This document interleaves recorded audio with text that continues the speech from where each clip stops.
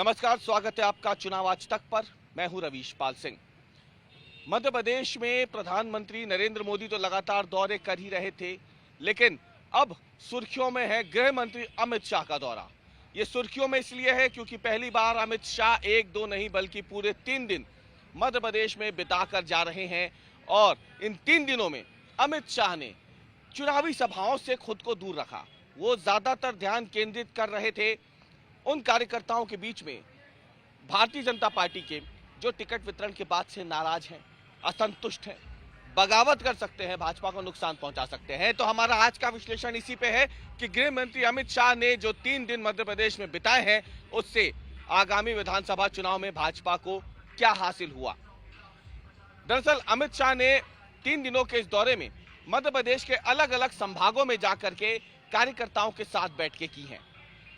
ये बैठकें जो हैं, ये शुरुआत होती है इसकी जबलपुर से, जबलपुर के बाद छिंदवाड़ा, छिंदवाड़ा के बाद भोपाल, उसके बाद रीवा, शहडोल, उज्जैन और इंदौर, और उसके बाद अंत में ग्वालियर। इन तमाम जगहों पे अगर आप देखें तो अमित शाह के पास भरपूर समय था चुनावी सभाओं को संबोधित करने का, लेकिन अमित शाह ने साफ कर दिया था कि इस बार वो दौरे पर अगर मध्य प्रदेश आ रहे हैं तो चुनावी सभाओं के लिए नहीं बल्कि कार्यकर्ताओं के बीच में जाकर के उनकी नाराजगी की वजह जानने के लिए, असंतुष्ट नेताओं को मनाने के लिए आ रहे हैं। और इसीलिए माना जा रहा है कि अमित शाह का ये जो दौरा है ये एक तरीके से भारतीय जनता पार्टी के लिए ऐसे समय में एक संजीवनी की तरह काम कर रहा है जब भाजपा को सबसे ज्यादा डर था टिकट वितरण के बाद उपजे असंतोष, गुस्से और बगावत का।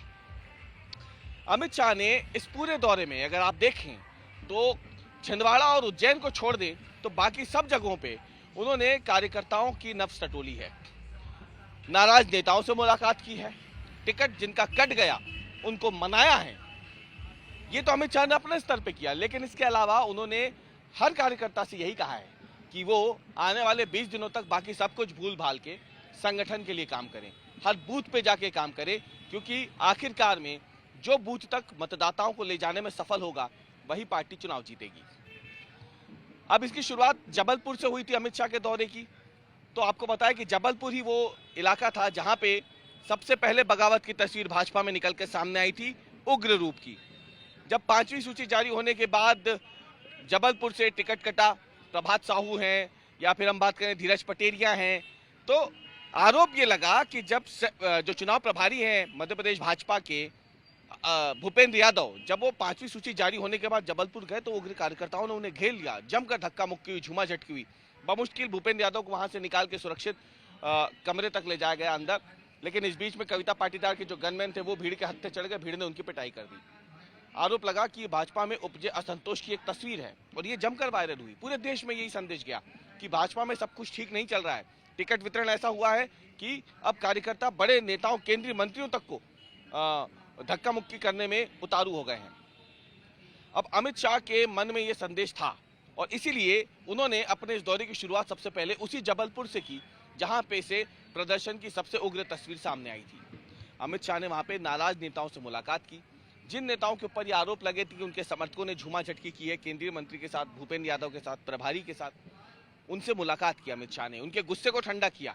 बताया जा रहा है कि अमित शाह ने उनसे साफ कहा कि सरकार बनने के बाद आपको पूरा सम्मान दिया जाएगा, आपका ध्यान रखा जाएगा, आपको अहम जिम्मेदारियां दी जाएंगी, इसलिए अभी सब कुछ छोड़ के, गुस्से को भूल करके पार्टी के लिए काम करे, संगठन के लिए काम करे।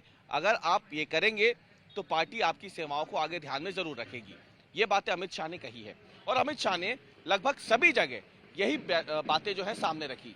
और इसके जरिए अमित शाह ने जो एक गुस्सा और बगावत की जो तस्वीर निकल के सामने आ रही थी विरोधी खेमे की तरफ से, उसको काफी हद तक काबू करने में भाजपा को मदद मिलेगी। इसके साथ ही अमित शाह ने जहां एक तरफ नाराज कार्यकर्ताओं को मनाया है तो दूसरी तरफ अमित शाह ने कार्यकर्ताओं को जीत का मंत्र भी दिया है। उन्होंने साफ कहा है कि भारतीय जनता पार्टी की सरकारों के काम तो आपको गिना नहीं है, राज्य सरकार हो, केंद्र सरकार हो, लेकिन इसके बीच आपको हार्ड हिंदुत्व की लाइन को छोड़ना नहीं है। यानी जनता के बीच जाना है तो उन्हें यह बताना है कि राम मंदिर का निर्माण किसकी सरकार में हो रहा है। ये बातें भी जनता के बीच लेकर के जानी है। तो यानी एक तरफ भारतीय जनता पार्टी अपने कामों को भी गिनाएगी तो भारतीय जनता पार्टी हार्ड हिंदुत्व की लाइन पर आगे बढ़ते हुए राम मंदिर निर्माण का श्रेय भी लेगी विधानसभा चुनावों में। ये साफ हो गया है। कई जगहों पर पोस्टर तो लगे ही हैं भारतीय जनता पार्टी की तरफ से, जिसमें राम मंदिर निर्माण का श्रेय वो ले रही है। उसे लेकर के भले ही विवाद हो गया हो, लेकिन अमित शाह कार्यकर्ताओं को ये साफ कर चुके हैं कि उन्हें जनता के बीच जाकर के कामों को भी गिनाना है और हिंदुत्व की लाइन पर भी आगे बढ़ना है, ताकि विधानसभा चुनावों में इसका फायदा हो। दूसरी तरफ उन्होंने नाराज नेताओं को काफी हद तक मनाने में सफलता हासिल कर ली है। तो माना जा रहा है कि भारतीय जनता पार्टी को जो सबसे बड़ा डर था आगामी विधानसभा चुनाव में असंतुष्ट और नाराज नेताओं के गुस्से का, बगावत का, उसे काफी हद तक अमित शाह जैसे बड़े नेतृत्व ने बात करके खुद कार्यकर्ताओं से काबू में कर लिया है।